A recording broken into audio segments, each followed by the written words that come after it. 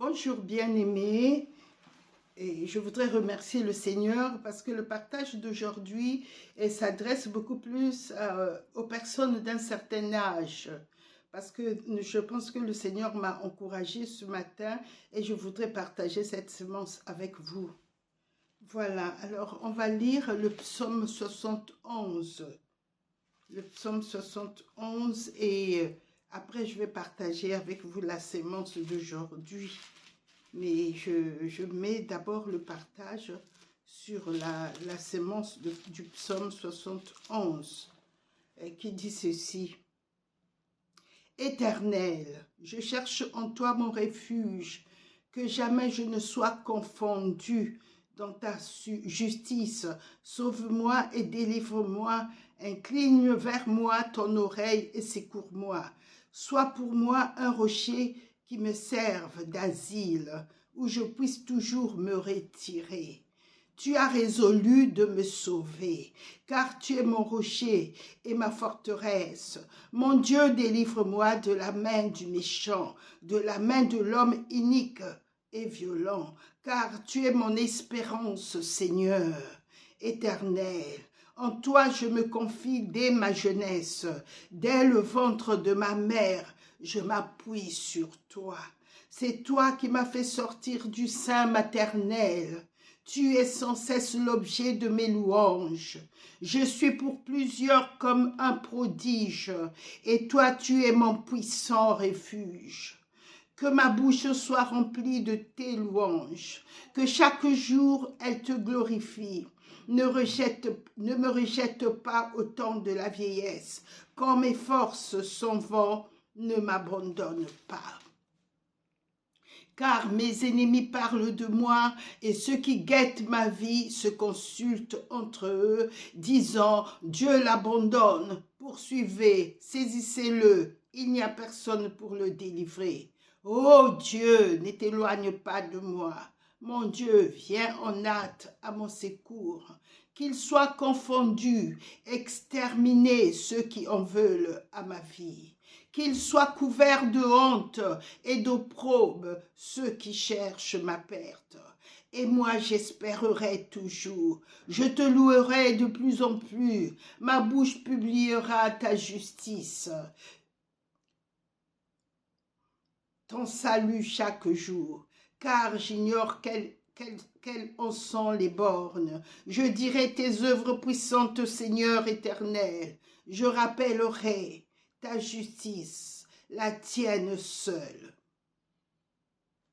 Ô Dieu, tu m'as instruit dès ma jeunesse et jusqu'à présent j'annonce tes merveilles. Ne m'abandonne pas, ô Dieu, même dans la blanche vieillesse, afin que j'annonce ta force à la génération présente, ta puissance à la génération future, ta justice, ô Dieu, atteint jusqu'au ciel. Tu as accompli des grandes choses, ô Dieu, qui est semblable à toi. Tu nous as fait éprouver bien des détresses et des malheurs, mais tu nous redonneras la vie. Tu nous feras remonter des abîmes de la terre. Relève ma grandeur, console-moi de nouveau. Et je te louerai au son du luth, je chanterai ta fidélité, mon Dieu, je te célébrerai avec la harpe, Saint d'Israël. En te célébrant, j'aurai la joie sur mes lèvres, la joie dans mon âme que tu as délivrée. Ma langue chaque jour publiera ta justice, car ceux qui cherchent ma perte sont honteux et confus. Au nom de Jésus-Christ, Amen. Amen.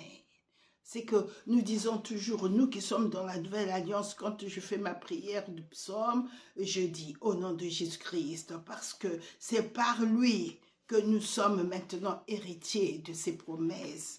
La parole de Dieu nous dit que toutes les promesses de Dieu sont ce oui en lui. C'est pourquoi l'amen par nous est prononcé à la gloire de Dieu. Pour sa gloire. Je vais le lire ce passage, ça va vous bénir aussi. Dans 2 Corinthiens 1, à partir du verset 20, le Seigneur dit que ceci avant n'était que la loi. Maintenant, c'est notre trésor. Nous qui sommes dans la nouvelle alliance, nous avons pour bénéfice, pour bénédiction, les anciennes promesses et les nouvelles promesses. Donc, cette parole s'est accomplie pour nous. Car, pour ce qui concerne toutes les promesses de Dieu, c'est en lui qu'est le oui. C'est pourquoi encore l'amen par lui est prononcé par nous à la gloire de Dieu. Le Seigneur, il a tout accompli. Il a dit oui, maintenant c'est pour toi. Quand tu vas demander cette promesse, Dieu va te le donner. Le Seigneur, il est merveilleux. Il a dit à ma résurrection, votre joie ne vous sera plus ravie. Vous demanderez et Dieu le Père va vous le donner.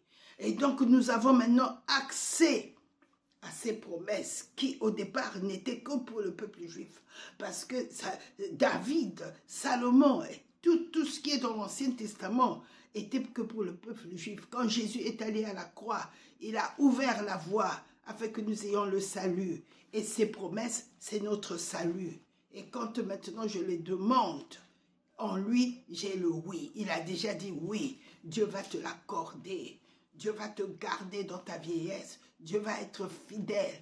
Et tous ceux qui te poursuivent vont être confus et honteux. Dieu va te sauver. Et surtout dans ce passage, ce qui m'a beaucoup touché ce matin dans ce passage, c'est quand il dit, tu as résolu de me sauver. Au verset 3, Dieu a résolu de me sauver. Dieu a résolu de te sauver. Et il le confirme dans la nouvelle alliance. Dans Romains 9, au verset 28, il dit, car le Seigneur accomplira pleinement et promptement sa parole sur la terre.